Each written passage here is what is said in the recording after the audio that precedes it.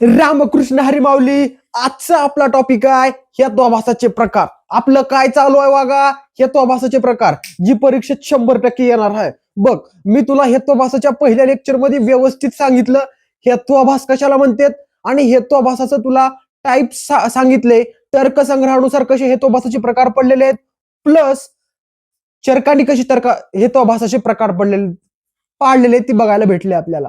बघ, ह्या lecture series मध्ये तुला पहिल्या सुरू काय शिकवलं? सव्याभिचार कशाला म्हणतात वागा? सव्याभिचार अनेकांतिक एकच कार्यक्रम आहे. त्याच्यामधले कार्यकर्ते साधारण असाधारण अनौपचारिक शिकवलं.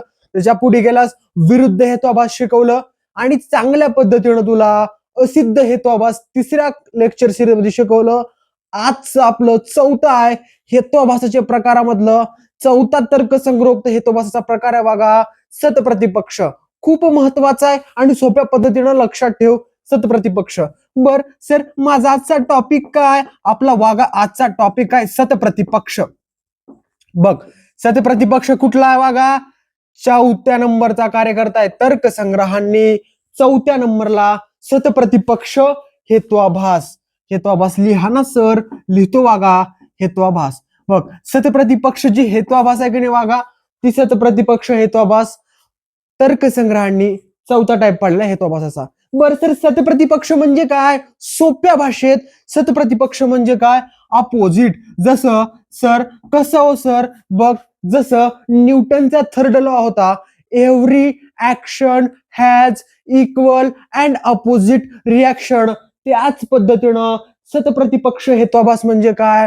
प्रत्येक हेतूला एक विरुद्ध हेतू एकत्र येईल आणि त्याला डॅमेज करून टाकल, आणि जी तुला साध्य करायचं होतं, जी गोष्ट तुला साध्य करायची होती, त्याचा अभाव करून जाईल.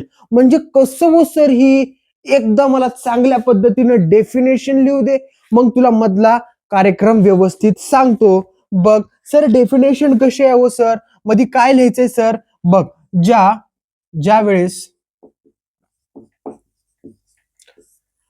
सर कसं काढायला हवं असं नीट काढतो वागा. ज्या वेळेस दिलेल्या हेतूला, सिंपल आहे, सोप्या भाषेत लक्षात ठेव, ज्या वेळेस दिलेल्या हेतूला तितकाच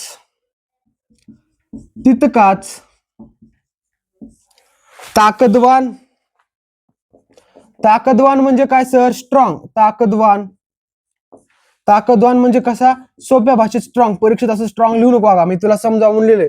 तितकाच म्हणजे दिला हेतूला तितकाच ताकदवान विरोधी हेतू दिला जातो. कसा हेतू? विरोधी हेतू. लक्षात ठेव,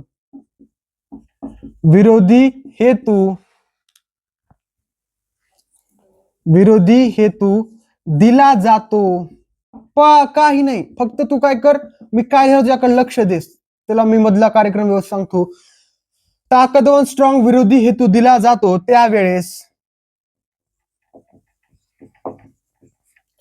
दिलेल्या तर्काचे बळ कमी होते. तर्काचे बळ कमी होते. मग त्यालाच काय म्हणायचं सर? त्यालाच काय म्हणायचं? सतप्रतिपक्ष हेत्वाभास असं म्हणायचं. सर, सतप्रतिपक्ष हेत्वाभास म्हणतात. सर, तुम्ही तर फक्त लिहूनच द्यायला, मधला कार्यक्रम काय काय मला सांगा ना. सांगतो वागा, थांब जरा. ही झाली पुस्तकातली डेफिनेशन. आता आपण आपल्या पॅटर्ननं, आपल्या गोष्टीनं समजून घेऊ की सतप्रतिपक्ष म्हणजे काय. ज्या वेळेस दिलेल्या हेतूला तितकाच ताकदवान विरोधी हेतू दिला जातो त्यावेळेस दिलेल्या तर्काचे बळ कमी होते, त्यालाच सतप्रतिपक्ष हेत्वाभास असं म्हणतात.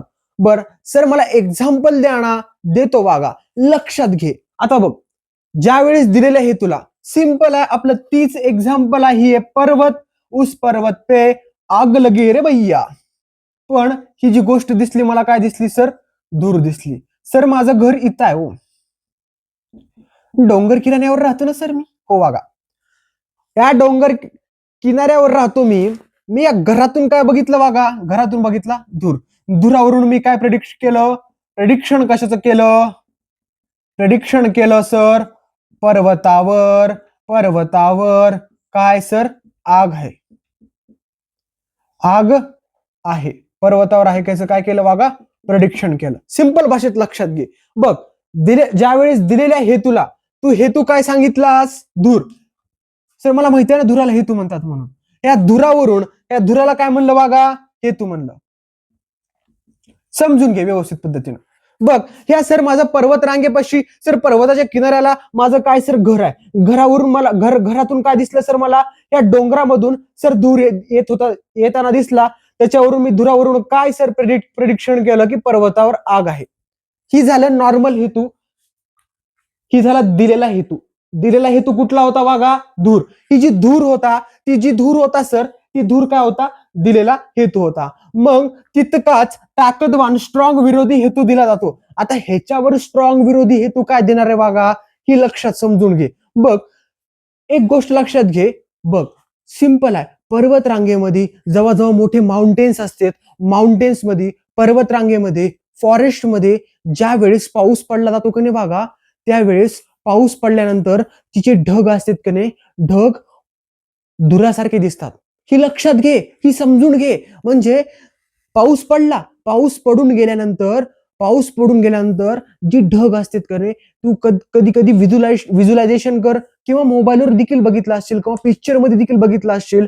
माउंटेन्स मध्ये ज्या वेळेस बारिश गिरती है, जब जब बारिश गिरती है, तब तब तब तब वो जो ढग है ना, वो जो ढग है, वो ढग हमको धुरासारखे दिखते वागा. ही लक्षात घे. म्हणजे ती ढगच धुरासारखे दिसालेत. बघ, पर्वतावर जर तू पांढरी गोष्ट समजून घे, पर्वतावर जर ती पांढरी गोष्ट आहे, ती पांढरी गोष्ट ढग पाऊस पडल्यानंतर पांढरी गोष्ट आहे, ती पांढरी गोष्ट तुझ्या डोळ्यावर जेव्हा पडली आणि तू ज्या वेळेस म्हणलास की धूर आहे, म्हणजे पर्वतावर आग लागलेला आहे. म्हणजे कसं वागा तू, कसं तू जर त्या ढगाला जर धूर म्हणलास आणि सगळ्या लोकांना जर तू सांगितलास की सर तिथं मी अशा पद्धतीनं पांढरी वस्तू बघितली जी की वर येत होती, धूर होती, मग त्या धुरावरून मी समजून काय घेतलं की इथं आग आहे, त्यावेळेस कसं जमल, ही समजून घे.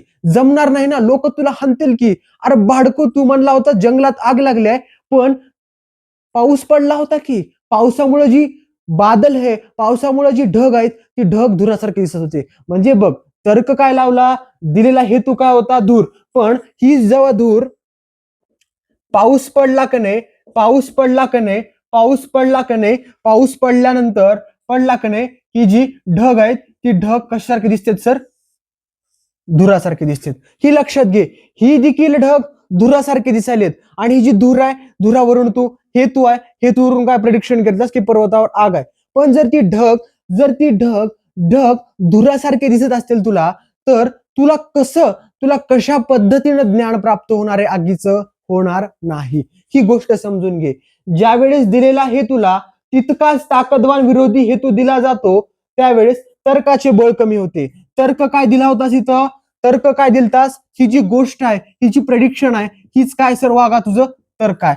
तर्क काय होला, पर्वतावर आग दे. पण ह्या विरोधी हेतूमुळं, ही जी विरोधी हेतू आहे बघा, त्या विरोधी हेतूमुळं काय झालं तुझं, ही जी विरोधी हेतू आहे, त्या विरोधी हेतूमुळं तुला काय झालं, ही जी तर्क आहे, त्या तर्काचं काय झालं, बळ कमी झालं. बळ काय झालं, कमी झालं. इतकंच गोष्ट लक्षात घे. बघ, ही तर गोष्ट मी तुला समजाव म्हणून सांगितली होती, पण तुला कार्यक्रम कशाचा लागणार आहे, अपोजिट. म्हणजे तू जर एक विधान म्हणलास तर तुझं दुसरं विधान काय येणार आहे, तुझ्या अपोजिट येणार आहे.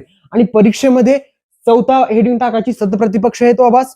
आणि सतप्रतिपक्ष हेतू आभासामध्ये इतक्याच गोष्टी लिहायच्या. बघ, ज्या वेळेस दिलेला हेतू काय होता, धूर काय होता, हेतू होता. तितकाच ताकदवान स्ट्रॉंग विरोधी हेतू दिला जातो. विरोधी हेतू काय सर, पाऊस पडला काय झाला, विरोधी हेतू झाला. मग पाऊस पडल्यानंतर डोंगरावर जी ढग आहेत, ती डोंगरावरचे ढग धुरासारखे दिसू